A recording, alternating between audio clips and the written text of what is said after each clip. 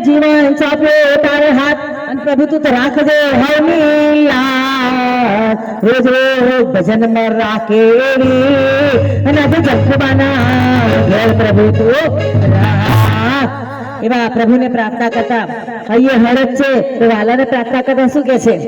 અંતરયામી રે પધાર્યા